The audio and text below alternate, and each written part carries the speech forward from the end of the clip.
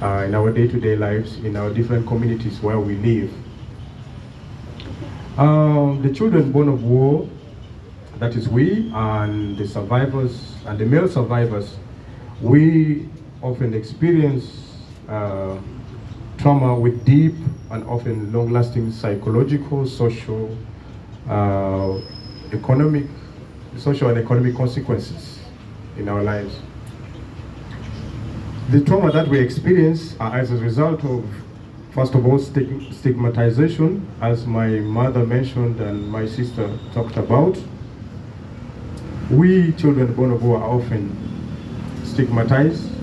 We are rejected by both our maternal and paternal families and the general communities, some of the communities where we are located. This is simply, most of the people within our communities have the, what we call the preconceived notions that we, the children born of war, are evil, we are demon possessed, we are not good, we are not human.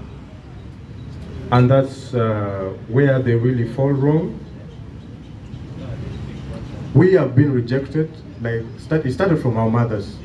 When our mothers returned with us, in some of the families where our mothers come from, they were given options, either to, find where to drop us as children born of war, and so that they can have the privilege to continue living with the family, or they all go away with the children, that is us, born in captivity.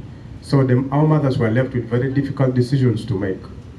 And that's why, as my sister mentioned, most of our mothers live and rent within the urban centers in different towns, town councils, and the cities in northern Uganda.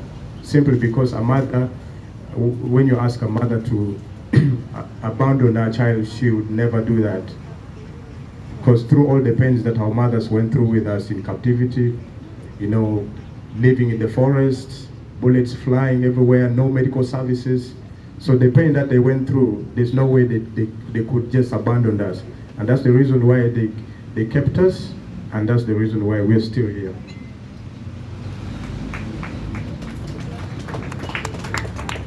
My sister talked about, doctor and my sister and my mother talked about identity. A lot of us children born of war, we're in thousands. We really lack, many of us lack identity in terms of, for instance, national ID. I'm glad that NIRA has already done something about it, which is going to ease that challenge. But still, the identity in terms of our culture, where we come from, as my mother mentioned, while in captivity, people give names that are not their actual names. So when our mothers returned here, it's difficult to trace where our fathers are really from. Some of us were lucky that our fathers were traced, but still we have a lot of challenges that we're going through. So due to that lack of identity also brings about what we call the cultural confusion. We don't know, some of us do not know where we belong. We don't know the clans where we come from, which is a big challenge that also needs to be addressed. And when my mother talked about rejection, it really reminded me of my own personal experience. When my mother returned with me from captivity, I think I was a child. So as I grew up and I reached the age of 6, unfortunately she passed on.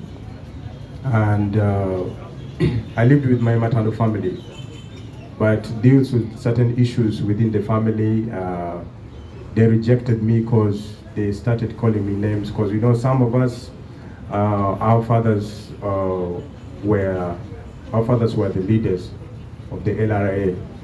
So all the time, most of the time, we are looked at as, the people tend to distance themselves away from us. They always distance themselves from us because they looked at us as the seeds of the LRA commanders and the leaders.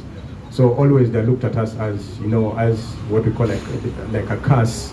You know, they feel like, I recall one time I was told I belong to the evil blood, that I didn't deserve to live.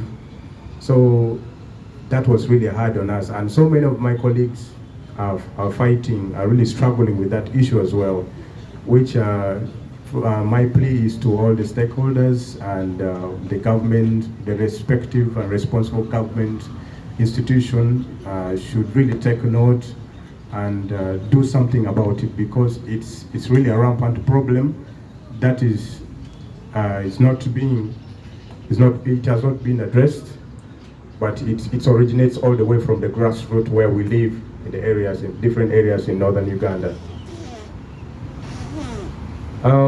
Because of discrimination, I can give an example of there was a colleague of ours who committed suicide because he was living with his maternal family, and then there was a piece of land that it was given to him to cultivate. But his uncle, after he had prepared the field very well, his uncle went ahead and again went and planted his seeds, his crops on the land. So when the gentleman asked, "Why are you doing this to me?" he just started calling him names and all sorts of things. So, you know, because many of us, the youth born in captivity, never got trauma treatment, so the gentleman really relapsed and he went and committed suicide.